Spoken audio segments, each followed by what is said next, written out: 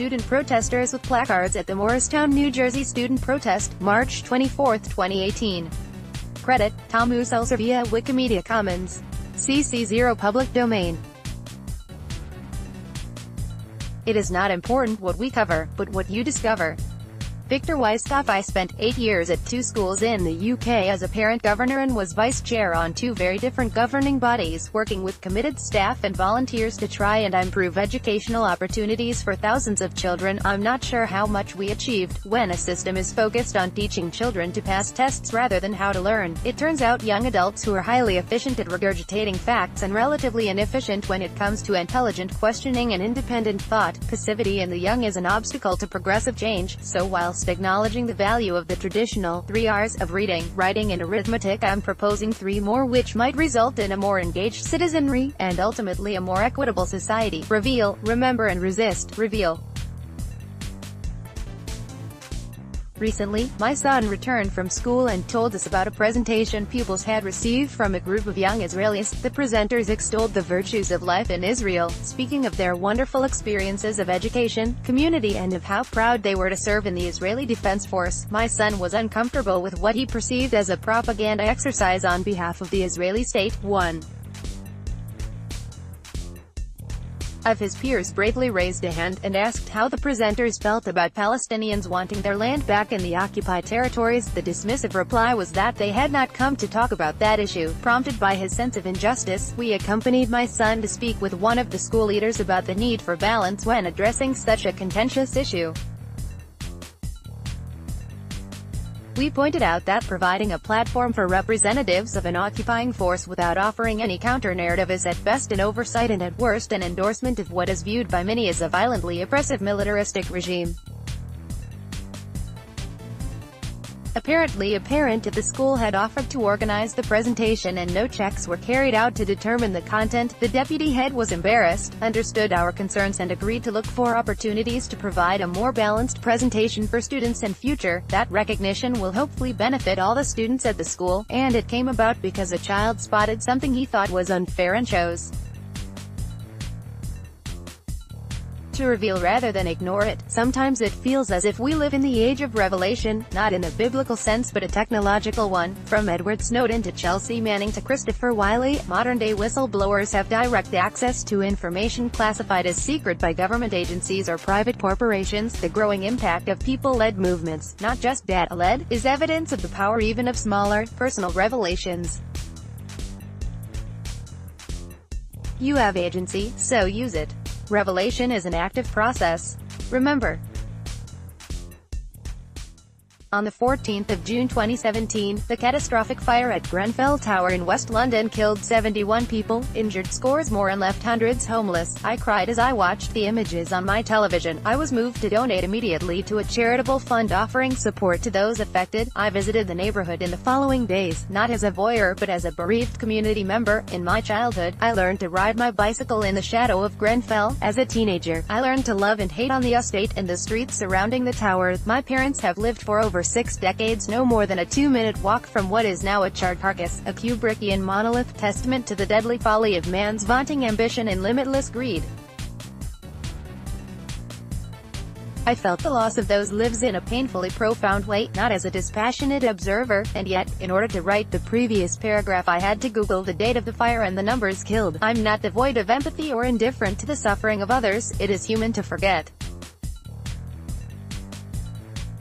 Healing requires us to leave the hurt behind, when we're able to. As an individual coping with loss, I don't berate myself for forgetting. At a societal level, however, we would do well to attend to the oft-quoted words of George Santayana: those who cannot remember the past are condemned to repeat it.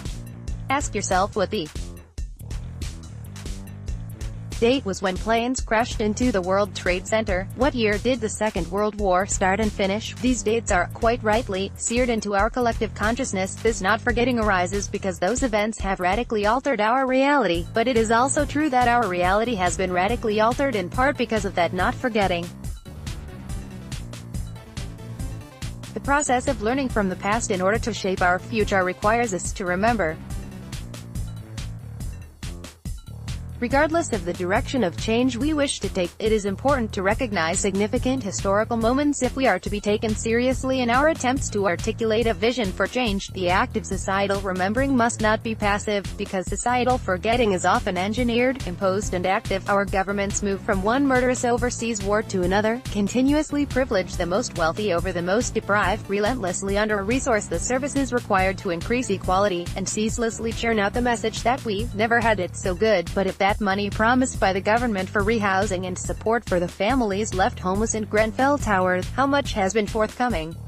As we approach the anniversary of this beacon of inequality in one of the richest countries on earth, why are there still families without a place they call home? You have agency, so use it. Not forgetting is an active process. Resist.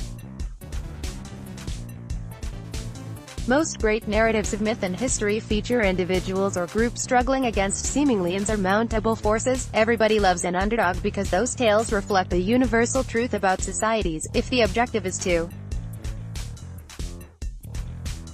better the lot of the masses, what is required is to challenge concentrations of power and authority. This is the fundamental mathematics of equality and justice, that the cake should always be shared fairly. Holding on to that clarity is crucial, but it requires commitment and daily acts of resistance.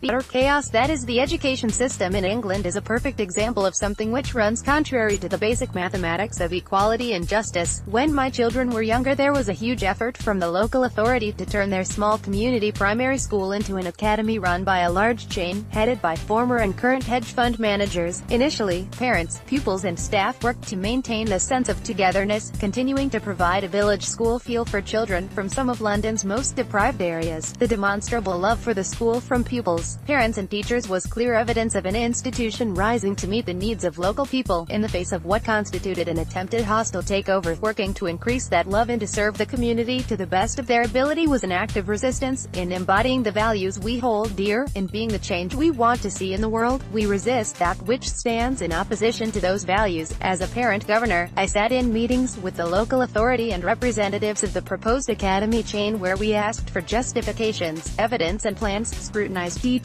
and returned with further questions.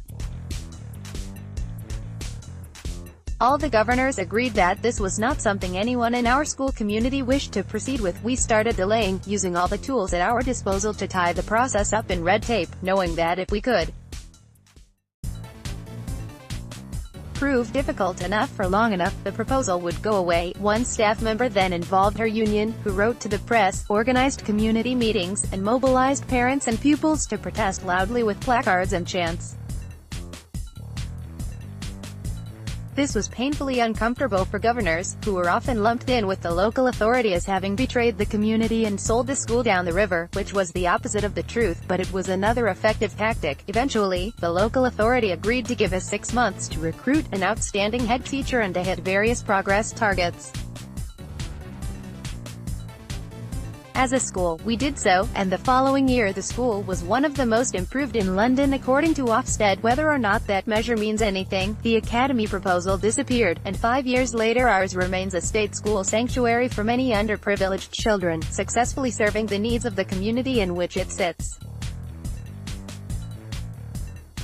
You have agency, so use it. Resistance is an active process. Resist, reveal and remember are the keys to any education worthy of the name.